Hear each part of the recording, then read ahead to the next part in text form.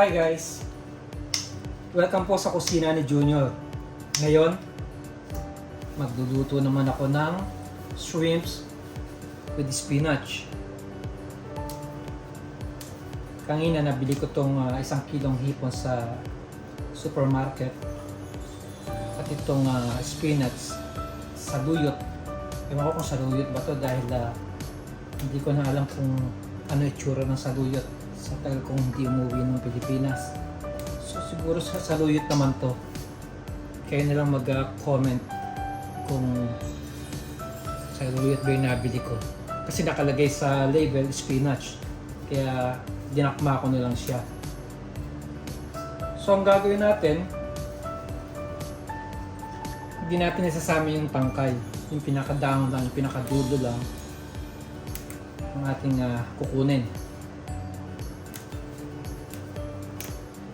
So once na nakuha na natin yung mga dahon, hugasan po natin siya ng maigi. Pagkatapos nun, maggagayat na ako ng sibuyas, kamatis, syempre luya at bawang. Tapos mamaya makikita niyo yung iba pang mga ingredients. Medyo madami-dami itong saluyot na to. Okay lang naman dahil pinamimigay ko rito sa mga kasama ko sa apartment.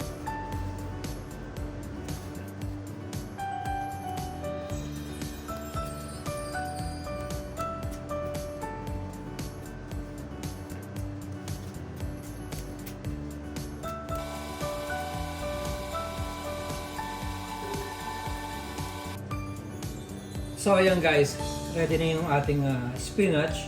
Hugasan ko na lang siya mamaya. Ngayon mag-cut naman tayo ng sibuyas. Tanggalin ko lang yung kanyang core dahil matigas po yan.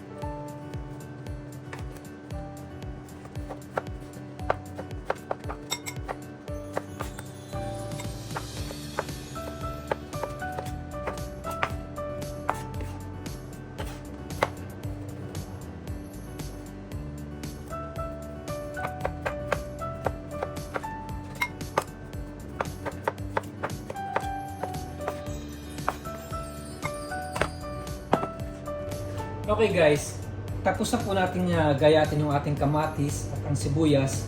Ngayon, hindi ko na pinakita sa inyo yung paghihiwa ng ating carrots, ng ating luya at bawang. Gawa ng matatagalan na ng ating video. At syempre gagamitin tayo ng magic sarap.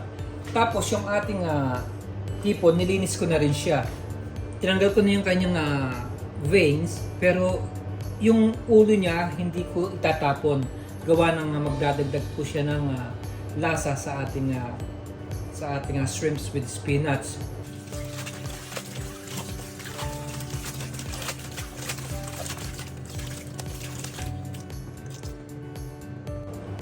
Mag-start na po tayo magluto. Mainit na po yung aking wok. Galagay lang tayo ng konting mantika. At tapos po meron ako ditong unsalted butter. Ngayon, kung wala kayong butter, okay lang na mantika lang yung gagamitin. Pero sa akin kasi, sa recipe na ito, napapasarap din po yung lasa once na magigisa kayo na merong kasamang butter. So hindi na natin hihintayin pang malusaw. Lalagay ko na kagad yung ating luya.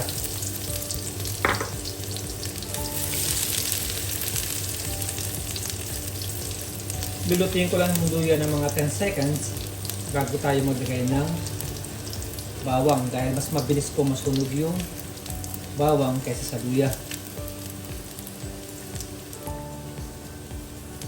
So ayan, pwede na tayong mag-add ng ating garlic.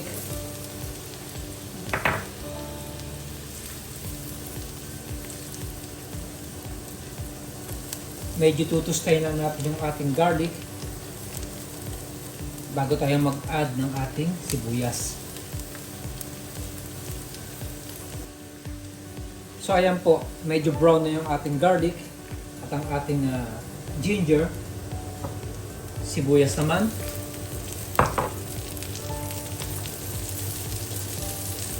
Tulutuin lang natin siya ng mga 20 seconds. Once na naging translucent na yung ating onion, siyempre susunod na natin yung ating kamatis.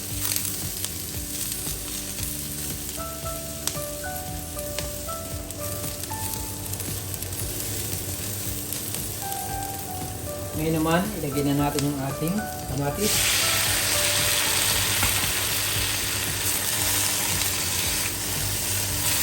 At this time, tulutuin ko siya ng mga 1 minuto. Kahayaan natin lumabas yung katas ng kamatis bago tayo pumunta sa ating next step.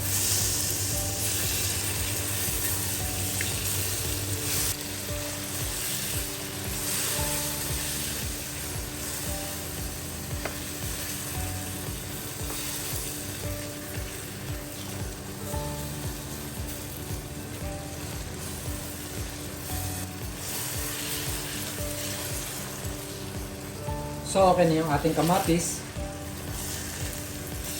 Ngayon naman i-add na natin yung ating shrimps. Mabilis lang maluto ito, gawa ng maliliit po yung kanyang sizes.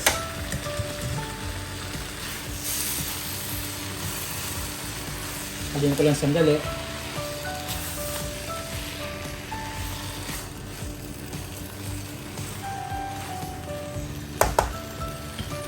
Ngayon, mag-add po tayo ng oyster sauce.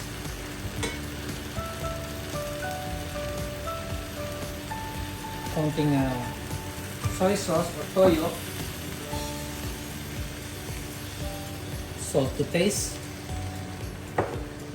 Huwag masyadong maraming salt, gawa ng maalat na po yung toyo. Ngayon, pamintang durog.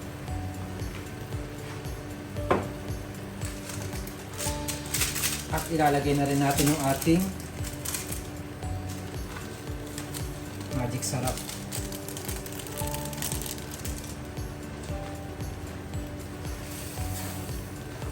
Lulutuin ko lang siya ng mga 8 minutes. Katapos po ilalagay na po natin yung ating spinach.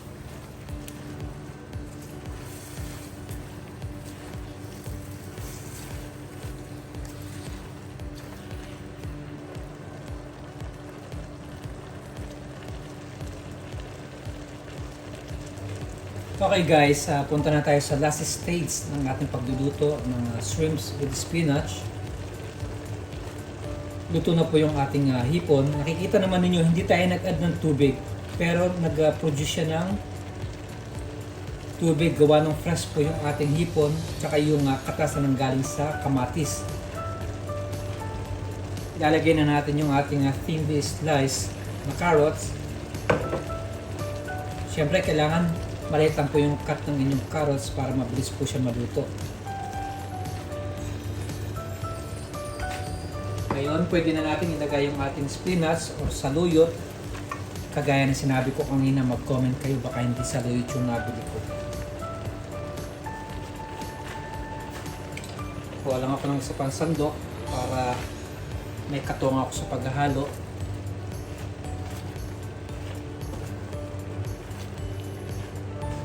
So mamaya lelet naman yan once na maluto na yung ating spinach. Haluin lang natin.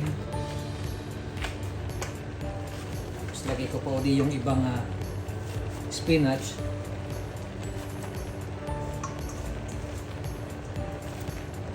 Again, haluin ko siya. At lulutuin natin siya ng mga 3 to 4 minutes. Hindi po natin kailangan na i-overcook ng ating vegetables. dahil mawawala po yung kanyang sustansya once na ma-overcook po yung ating spinach.